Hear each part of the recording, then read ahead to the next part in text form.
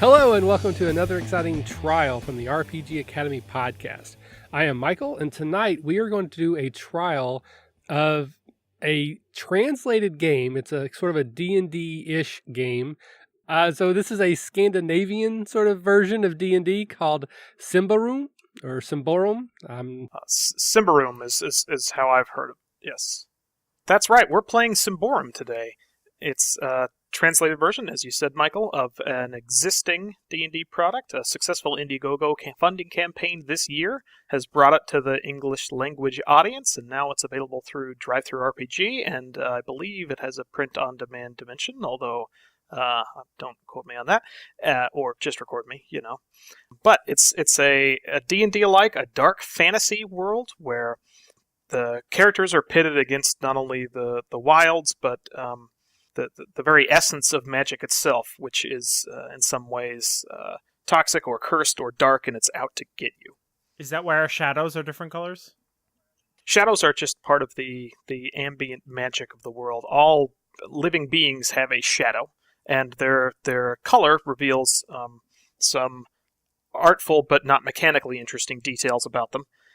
Except the darkened spots reveal any sort of taint you may have picked up, corruption from the use or interaction with magic items, basically, or magical abilities, or the darker reaches of the Dovokar Woods. But we're getting a little bit ahead of ourselves. Yes, so we should introduce the players for tonight. And then our GM is actually going to be Scott, who you've just listened to, and he will kind of give us an overview of the game. This being a trial, we are going to try to explain the rules and the setting a little bit as we go, so you will have a better understanding of how the game would play at your table. So for myself, I am Michael at the RPG Academy on Twitter, and I will be playing Orlan, who is a sort of a fallen noble. I'm the last of my house, which was a noble house before the Great War. I'm also the fightery type, as best I can tell. Hey everybody, Caleb here, at the Caleb G on Twitter. I am playing a fella by the name of Ansel, which means I'm just going to be making Zoolander jokes all night. He is apparently a cleric of some sort. You worship Prios, the one deity.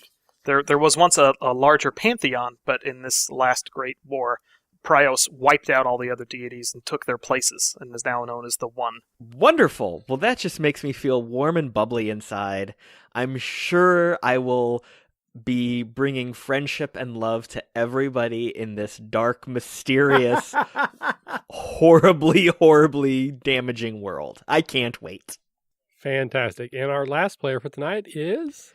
Well, if you liked Caleb's character, you'll love mine. Hi, I'm Matt Parody. You might know me as @MattParody on Twitter. I will be portraying Luke Skywalker, last of his order, bearer of the Sunstone, heir to a legacy. Oh, wait. Nope, different. Okay, I'm sorry. Bartolom, wizard of the Ordo Magica. Basically, insert Skywalker's story here, and instead of lightsaber, put Sunstone, and that's me. Hi, J.J. Abrams, don't sue us.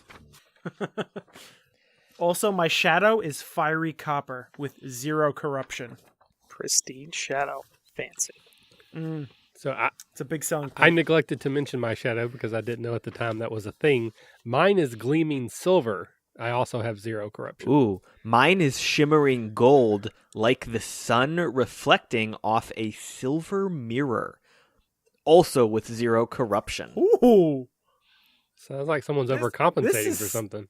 This shadow thing is fascinating. I really want to dig into it hard. Well, let's do that. Scott, try to get us back on the rails there, sir. Take us into this game. Yeah, you got it. Well, my name's Scott, or @Petretra on the Twitters. I am your non-reluctant, but definitely involuntary DM for the evening. This will be my first game of Symbaroum, along with the rest of the party, and I'm happy to be here. Do we want to start with rules or fluff? I would start with like an overview of the world, and then just touch on rules, and then we'll probably more explain them as we need to use them. Perfect. All right, so the world of Symbaroum is named after the Symbaroum Empire. It was at one time a vast and very wealthy and technologically advanced empire that spanned over the immediate area covered by the core rulebook. However, it crumbled into dust from hubris or sort of somewhat unexplained mystery. That was approximately 1,000 years before the current day. Then, about 500 years before current, the clans of Davakar have united under a high chieftain. More recently, you were all so you were all Ambrians. Your native land, however, was destroyed just 21 years ago. The Dark Lords started attacking the lord of the area of Ambrian, the nation, and they managed to sack several cities, but Albertor struck back against the Dark Lords, and the Great Wars started. Just 10 years ago now, King Yindar was killed, and Corinthia, his daughter, was crowned the Queen of Albertor.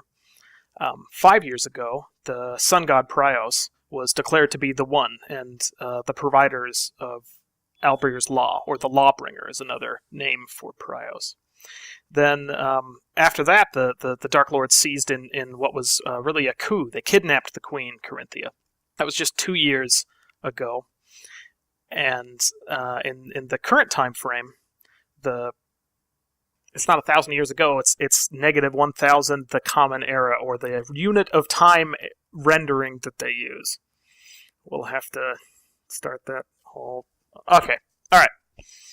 In the world of Symbaroum, and in your kingdom specifically, the year is measured around year zero. Year zero was the year where you rescued your queen, Corinthia, from her captivity by the Dark Lords.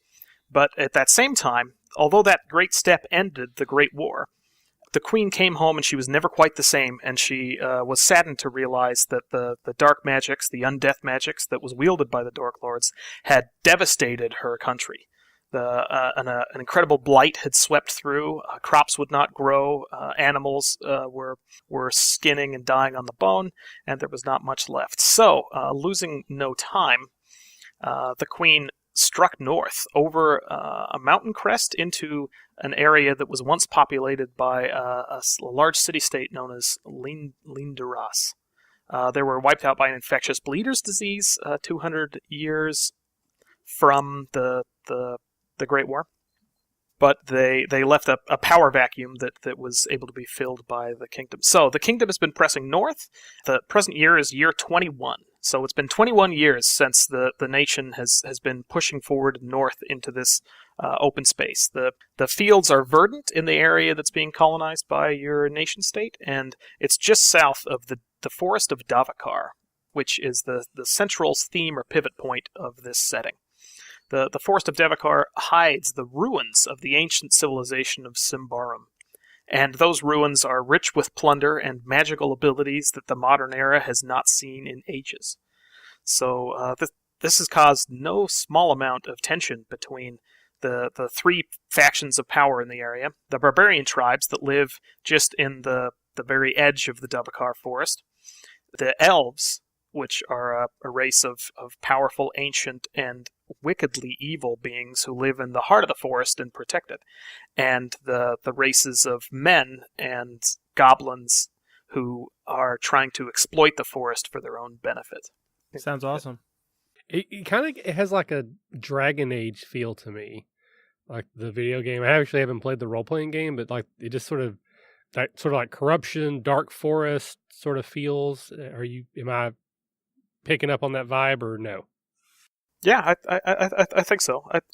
It's a pretty unique vibe. The artwork in the book is fantastic, so I suggest everyone at least go check that out. And it gives a pretty distinct vibe of people being completely dwarfed by the world around them, both in physical dimensions. The Davakar forest has trees so large that it completely opaques the sky. They, at the widest, they're 50 times the height of a man. To staggeringly gargantuan ruins that both go to an incredible height and depth into the earth, to staggering tracts of land of plains and rather steep mountainous terrain between. So it's a land of scale, and also a land where the harsh realities of everyday life constantly make themselves known. A day will not go by when you are not aware of your position in this society, of your relative struggle and hardship, and of how the way that the universe casts this shadow onto each and every character in the system. So, I guess I'll give you a quick overview of mechanics just to get us all started. If you start with the mindset that this is D&D, then every rule you think you know will be wrong, but it will be almost correct. Just about.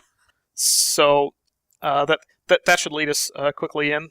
I get most rules about D&D wrong to start with, so might I be right? Quite possibly. Probably about 30% of the time, you will coincidentally be right. 30% of the time, you'll be right every time. If you think rolling ones is great, then you will fit right into this system. Woohoo! Mm-hmm. Just to rough over some of the basic details, there are 8 attributes instead of the 6 you might be accustomed to. There are no skills. There are no specific racial bonuses to those attributes. And the races and classes themselves are actually just suggestions and guidelines of abilities that you purchase. The details of your character after attributes are all these purchased abilities. You purchase them using experience points. Novice level abilities cost 10 experience, and then 20 and 30 for the second and third tier levels of these features. That means that since there are no hard and fast classes, that any character can buy spells. However, without specialized training, those spells cause a great deal of corruption, both to learn and to use, and they become very dangerous very quickly. Corruption is an omnipresent theme in both the mechanics and the universe. If your corruption ever exceeds your threshold to allow that corruption, then you instantly become an NPC and an abomination, and then I get to deal with you as I see fit.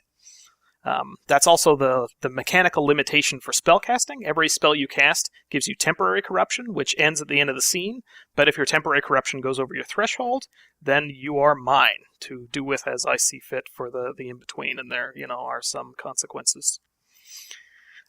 Untrained casters, every time they cast a spell, they gain D4 corruption, which means that you have some random chance ability. Trained spellcasters in one school or another generally just get 1 temporary point of corruption. That's actually kind of cool. I like that. Mm-hmm. As I mentioned, rolling low is good in this system. Your objective is to roll underneath the target number of the ability that's relevant for the check. That ability will be modified often, either by like a difficulty class that's generally between +5 or -5, or by an opposed skill that you're rolling against. So if you are trying to sneak past a guard and you have a discreet of 15, and then that guard has a vigilant of 12, I would say make a check for discreet modified by vigilant, and the guard's vigilant is 12. So because that 12, you apply a -2 onto your 15 discreet. You need to roll a 13 or lower to succeed on the roll and sneak past the guard. If the guard's vigilant were far worse, say they have a 5, then you would get a +5 on your roll. You'd have to get 20 or lower, which is basically an automatic success. So is there like a chart you're looking at that shows you that range? Like, should we be able to know that ourselves, or do you have to tell us each time? You should be able to know that yourselves. It's just the difference between the number and 10. So if the guard's ability is 12, they have 2 more than 10. That means it makes it 2 points harder for you to do that, or in other words, you get a -2 on your roll. Got it. Mm-hmm. So, any other? No, I guess not. We can start right into the old adventure, unless anybody has any snide remarks they'd like to make in between. Snide. My character feels like a combination of Luke Skywalker and Captain Kirk. It's super cool. And your name is Pantaloons? Yes. Pantaloons, great Jedi Knight of the Order of Magica, with the fleshlight. Fantastic. Okay, so the 3 of you are Ambrians, and you have never been over the mountains into the newfound land that your nation has settled. So all 3 of you have been raised in some part of Albertor and have been there to some time, and you all carry dark and haunting memories from the journey that you've made to this camp. You've journeyed to this camp that's on the edge of the mountains. You hope to cross the mountain ridge and then make it down into the fair lands beyond. The camp spans a vast area, vegetated by slender trees whose leaves have started to shift in autumnal nuance. About 40 wagons are presently parked in a random pattern, and between them tents have been raised.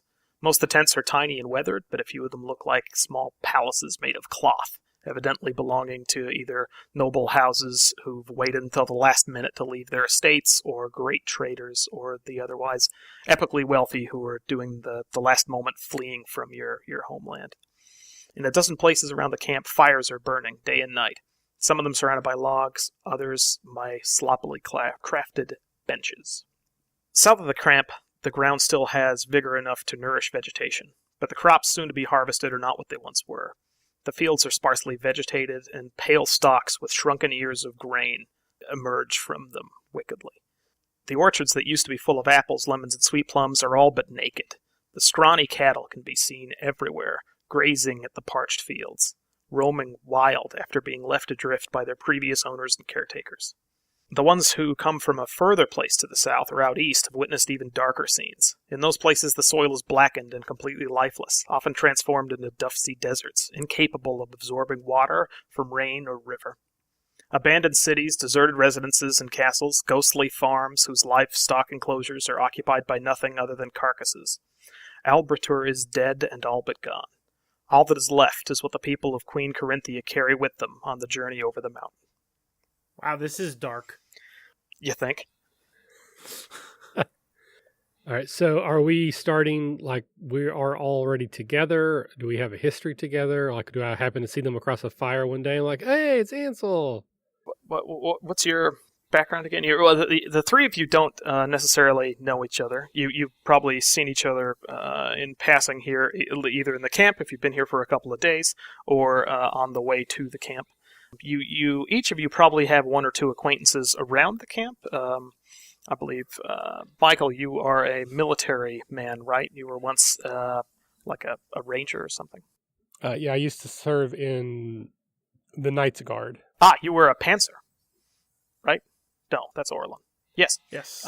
So yes, you have a couple of acquaintances here in the wagon who were former Pansars with you. Well, if I am in this camp, maybe. Pardon me for interrupting, but the last detail is that you, since it's gotten to be evening, the three of you sit down at a fire together, along with a couple of other individuals who you actually none of you know right off the bat. You just it's a fire to sit camp at, and you kind of rotate around. It's like a cruise and dining. New neighbors, kind of good for the variety, especially given that the snows are starting to set on, and you're hoping not to be stuck here over the winter. The passes might snow in and leave you behind. So in fear of that, you're trying to keep the company a little bit more lively, lest you get sick of these people and murder everyone in the cold of winter. So you find yourselves here around this fire. All right, so I would have probably spent the day actually proselytizing to everyone in the camp. As a faithful servant of Prios, I would have been making an effort to tend to the needs of people, but in a very focused on preaching at them kind of way. So I would offer a hand, but then trade that with a scripture verse and a question about belief and faith and tithe and things like that. And I would have come to this campfire a little bit worn out and exhausted, probably looking for something to drink, to rest my throat, and something to eat. And I would have recognized my friends. Say hello, friends. Well met. Hello. I would kind of call Ansel over to me, hand him like a bowl of stew that I had just gotten, and then I'll go and get my own so he can have mine as he sits by the fire. I will then rejoin you, sort of bundle up with some sort of cloak against the cold, and just more than eating the stew, I'm using it to warm my hands. Ah, Orlan, thank you so much. It's such a great pleasure to see you again, my friend. As it is to see you as well. I feared that you may not survive this journey. So few have made it this far. Agreed. But with the blessings and guidance of Prios, I am here to spread the message of truth. What brings you here as well? I'm seeking a new home, just like everyone else. The past behind me is darkened, and I search for the light in front. Well, the light of Prios is definitely guiding us, so I have hope in our journey. Have you yet met my other friend Bartolom? And I nod over to the man with the fleshlight. He is gazing at it in investing. Oh, it appears that he needs a moment of privacy. Perhaps we should give him one of these tents.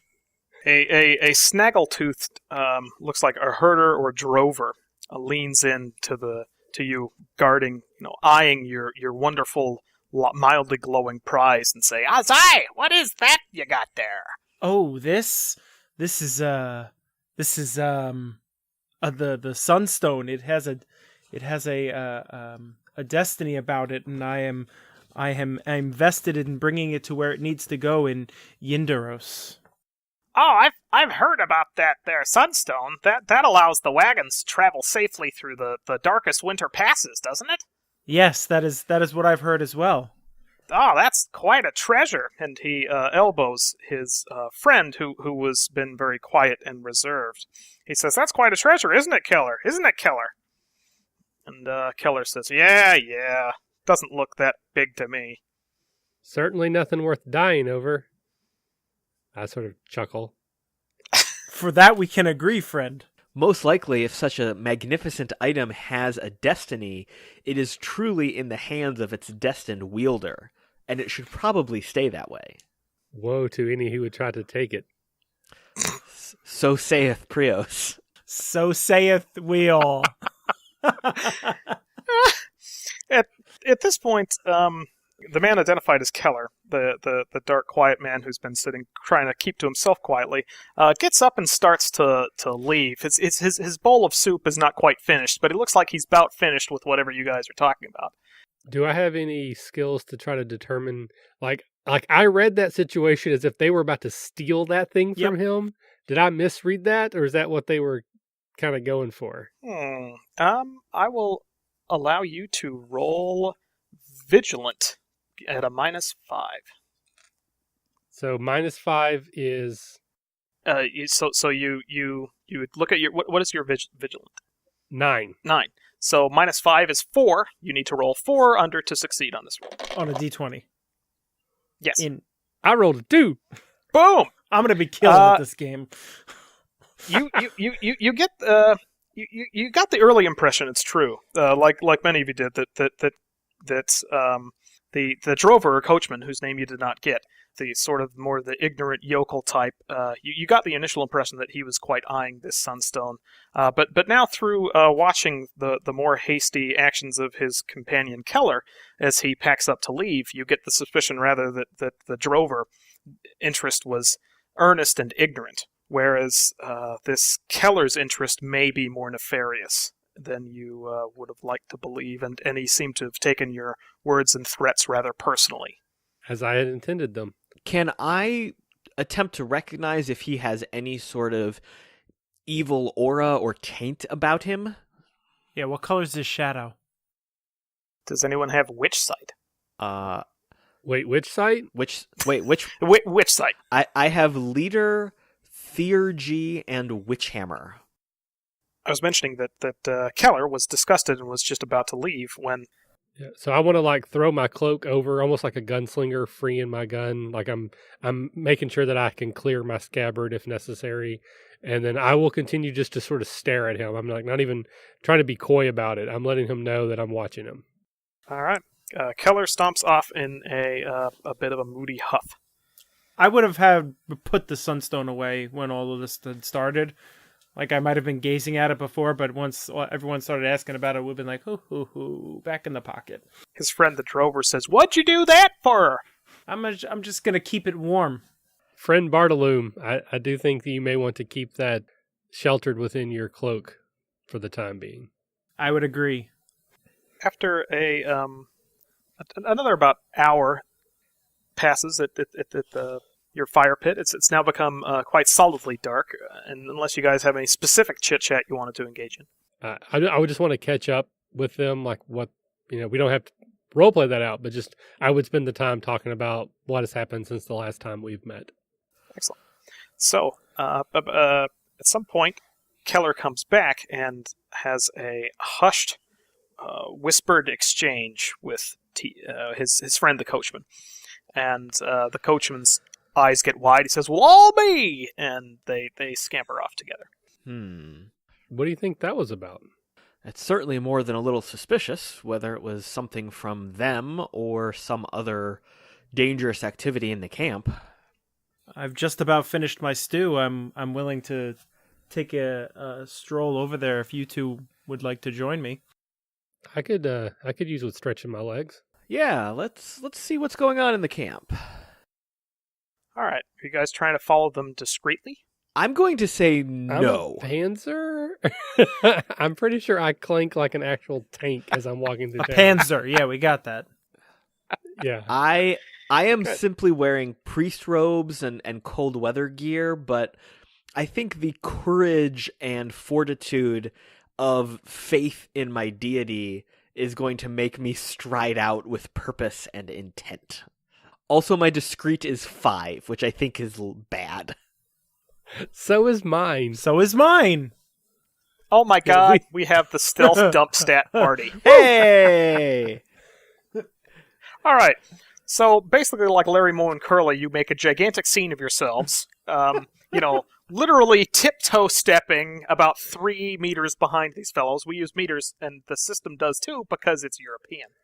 The pair of them, Keller being sort of stoic and deliberately not looking your direction, and his friend the drover being quite excitable in his hillbilly fashion, sort of skip/tromp up to a line of people that you see outside of a fairly large tent. Can we see what maybe they are gathering around? Is it a fight? Is it a body? Is it a mutated deer with 3 heads? Give me a vigilant check, -2. Can we all do the same check? Yeah, I'll let you all. I just missed it. I succeeded. I have a 3 under 8. Yeah, I also succeeded. I have a 5 and I rolled a 5. Is that a success? Does not? No. Yes, ties go to the player. Oh, good. All right. Well, Orlan is busy clunking around and distracting himself with his own armor. Meanwhile, Ansel and Bartolom both notice that this line of people seem to be eagerly awaiting to meet one of the wagon masters, and this wagon master seems to be conducting interviews. Ansel, you further notice with your rather somewhat better success that you get the distinct impression that, based on not only the excitement of the people in the line, but also the activity of people leaving, either disappointed or more excited when they run and they seem to be gathering belongings, you get the impression that this wagon driver is planning to leave soon, as in tonight, rather than maybe waiting out the winter. He seems to be conducting interviews about people who would come with. Gotcha. I was just going to ask. So I can make the logical assumption that he is getting people to join his caravan. Mm-hmm. Well, your god makes the logical assumption, then tells you. Of course. All praise to the Lord up in heaven, The lawgiver. the lawgiver Prios. So I'll turn to my companions. Well, friends, it appears. Although, to jump in about Prios, all praise be unto he Prios, the lawgiver, the one. However, as a god, he is simultaneously righteously beaming his light and warmth down on all of us, and also dying. And in his dying, he desperately needs us to be successful and live successful lives to embody his spirit and bring him back to life. He loves too much. I know that feeling. He gives till it hurts. Okay, so there is some level of encouragement for moving forward and taking action. So I will turn to my friends and say, companions, it seems that this wagoneer might be heading off earlier rather than later. Perhaps if we lend our strength to the cause, he would agree to take us with him. I see no reason not to press ahead now rather than later. What say you, Bartolom? I would agree. This Sunstone is destined for better places, and I need to get it there post haste. So you know what? I want to shoulder to the front of the line. I think that the passion and conviction of my faith dictates that I need to be on this voyage. So I'm going to shoulder to the front of the line. All right, I'll let you pick for shouldering either strong or persuasive if you'd like to go that route. I'm going to go for persuasive, which is a 15. All right, and I'm going to give you a -5 on that because at least somebody in the line of people you're pushing past really does not want to be second place in this line behind the likes of you or anyone else. All right, well, I rolled a 7 under the modified 10, so I believe that is a good success. That is. Yeah, despite some crying protests of unfairness, which are somewhat silenced by some "shh, Prios will hear you" from people in the back of the line, you shoulder up and leave enough of a gap for your would-be friends. Yeah, I follow behind, and I'm doing that sort of apologetic thing where I'm like, I'm sorry. I'm not. He's just like this. I'm sorry. But then I stand next to him when we get to the front of the line. I'm just kind of walking next to them like, yeah. I will also purposefully rebuke a few people who give me lip. Anyone who tries to say, wait a minute, why are you in line? I'll be like, I am here on the will of Prios. Stand out of my way. All right. You say that, and a female human of a rather slight build in a very black cloak says, "You believe that the will of Prios allows you to step forward, brother?" I believe that the will of Prios dictates that I stand with those who venture into the wilderness, and I must be there to not only protect the followers of the one true God, but also spread his message. So yes, I stand at the front. This woman looks at you rather crossly and says that, I will remember this. Go ahead and make a vigilant check for me, -2. Is this girl Ambrian or barbarian? Ambrian. Ah, I'm not into Ambrian chicks. All right, so I have a 2 under 8. Boom, you're I am rocking it. killing All right. these low rolls. I love this. The best game of D&D you've ever had. So, as you turn to continue to snub your way to the front of the line, you see just in a gap of her cloak an emblem or symbol of that you know quite well, and a sudden stroke of dread catches in your chest. This is a symbol of the Black Cloaks. I pause for contemplation as I think about what this symbol means, and I dredge the facts out of my brain. The Black Cloaks, also known as the Twilight Friars, are a monastic order within the Church of Prios. Their main seat is south of Yindros, the capital, the new capital that's been under construction for 20-some years now. So it's up in the Titan Mountains, the ones you're crossing now. Aside from a handful of convents around Ambria, the order also manages a convent school in Yandros and is in charge of internal as well as external intelligence activities. The spokesperson for the order, Brother Immernos, is often heard declaring that whilst the Templars of the Order of Prios are its swords, the knife point pointing back into the community are the Black Cloaks, aimed at those within. So they're part of a church, but they're super stealthy assassins? Yeah, you've basically met the Church of Prios Inquisition. I stand resolute in my statement and belief. I will not be shaken. All right, well, you march right ahead, and you guys do make it to the front of the line. Excellent. There's a small group in front of you. It looks like a rather overweight, pale fellow in extremely fine clothing, and 2 women who you're kind of wondering if it's trophy mother, or it's adopted sister, or it's creepy wife. You can't quite place it. But their conversation with the wagon master is getting rather heated. They are arguing with each other. They're arguing about joining the wagon train. They're arguing with the wagon master. The wagon master seems to... you get the impression that the wagon master has rejected them, but they're not taking it well. And so the yells are turning into shouts at each other.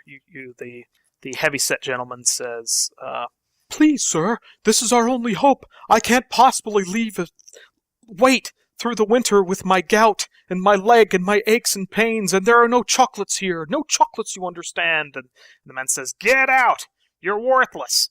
We'll end up eating you on the trek. Leave now. No, I can pay. He says, I have no time for the wastes like you. Leave my wagon. Guards, remove him.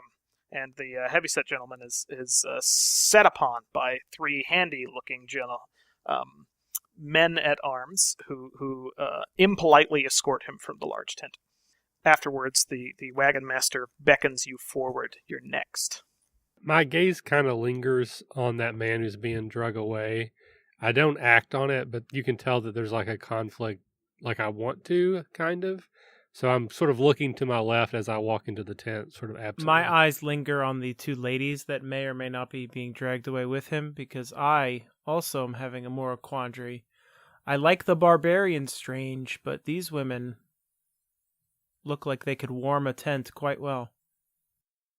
Yes, they do. However, sadly, the guards end up dragging them behind the heavyweight gentleman. A hand with a couple of jewels encrusted and one finger missing beckons you forward. Which finger? The second from the pinky finger of the right hand. You have thumb, large square golden ring where the gold plating is clearly flaking off, leaving nothing but sort of a sickly colored iron. Smaller golden ring that looks like it's a little too big, maybe recently taken from a frozen corpse. Nub of a finger, and pinky. No pinky ring. Very trimmed nails, though. So I will stride forward confidently. Greetings, sir. Are you the master of this wagon train? Aye, I'm Master Argasto. Who be you? Well met, Argasto. I am Ansel, priest of our High Lord in Heaven, Prios. I am here with my adventuring companions, and we wish to join your train. Yes, as do many. He gestures toward the line of waiting people. But make your case. My case is simple. As a servant of Prios, I will protect and guide you, and I will bring the shining warmth and light of our Lord upon us. My fellows with me are strong in arm and strong in spirit. We shall be of great help to protect you, your investments, your capital, and those who travel with you. You say you can protect yourselves. He eyes you up and down. I'm not convinced. I think it's safe to say that my friends and I have lived through a fight or two with a wonderful story to tell. And he says, and I think it isn't safe to say. My guards will challenge each of you, and we'll find out. To the first blood. If you draw first, then you truly are... If you can outmatch my guards, then you belong on this journey for security reasons. And he gestures, and 4 guards step up toward you. 4? Yes. Oh. So he counts very well. This is basically as fair as this setting gets. Oh, okay. It's not 6. So I will look to my companions and say, fellows, are we up for a bit of a match tonight? I will remove my hand from touching the Sunstone, which I was about to use to immolate corpses, when I remember that that's not possible, and then I will brandish my staff and say, I think so. I will draw my two-handed longsword. I will point the tip of the sword at the 4 men, sort of left to right. 3 men and 1 woman. From 3 men and 1 woman, left to right. And I'm going to look to see if do any of them, like gulp, do any of them take a half step back? Like who's the weak link in that chain?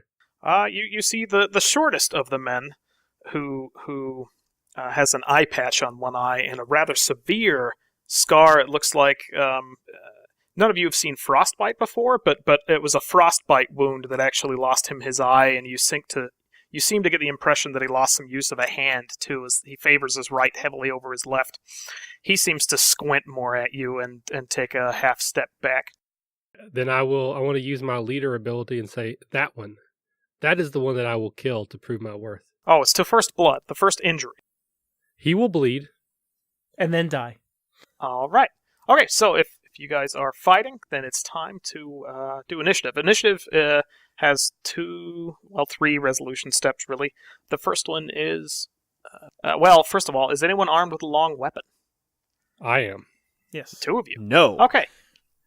The caravan guards are not. So as you guys both sides step into engagement range, since your long weapons are within range first, you both get to make a free attack. Yes. With one enemy that is not armed with a long weapon.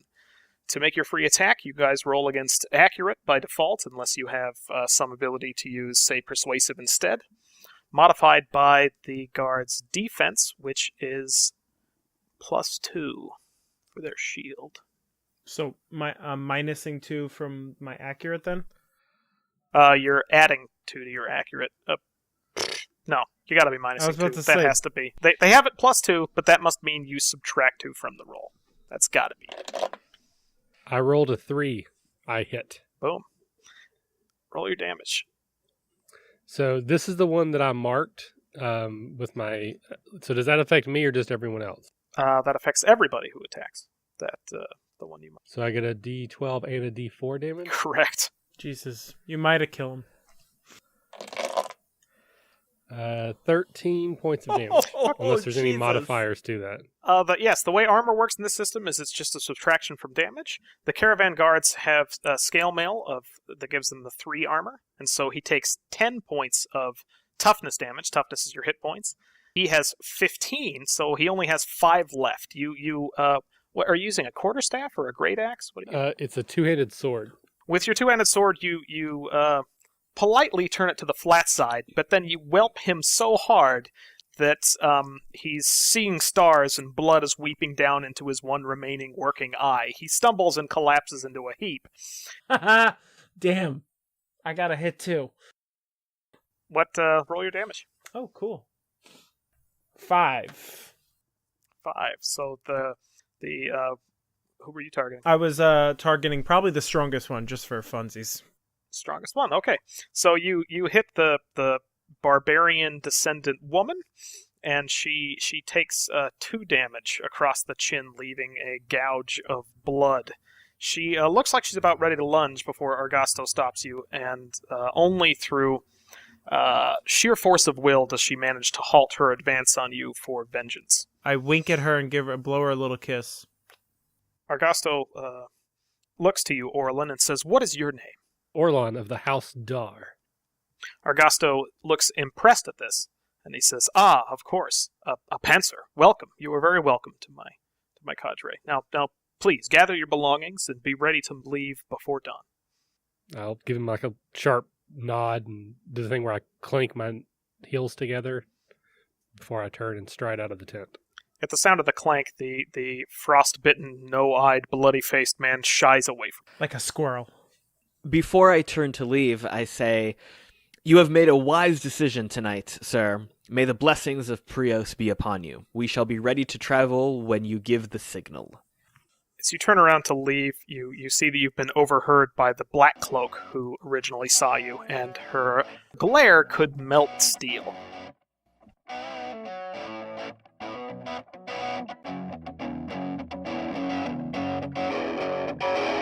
Thanks for listening to the RPG Academy podcast, the flagship program of the RPG Academy Network. If you enjoy what we do here, then please check out therpgacademy.com and visit our site partners for additional entertainment and gaming advice. We do this out of love for the hobby and for you, our fans. The podcast and site content will always be free for you to enjoy and utilize. But we do have expenses related to the show. If you'd like to help out in any way, please visit patreon.com/therpgacademy and check out the rewards we are providing for your monthly pledges. We use all funds that come in to improve the show and give you better content and quality. And if you don't have the coin to spend, don't worry. You can still help us out in many ways. You can subscribe to our show on iTunes and or Stitcher Radio. You can leave us a 5-star review. Also, if you clear your cookies and you visit Amazon or the Drive-Thru RPG site through our portal, we get a small percentage of what you pay, and it doesn't cost you anything extra. Just like any RPG, Our site works best with open lines of communication. We love talking with our listeners about everything. Please contact us with any questions, concerns, and comments that you have. We also love to hear feedback and experiences from your own games.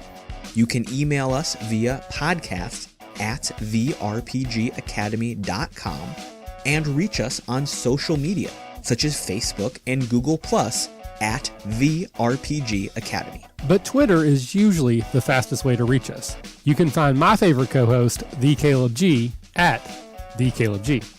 And you can find my favorite co-host, Michael, at The RPG Academy. Thanks for listening, and as always, if you're having fun, you're doing it right.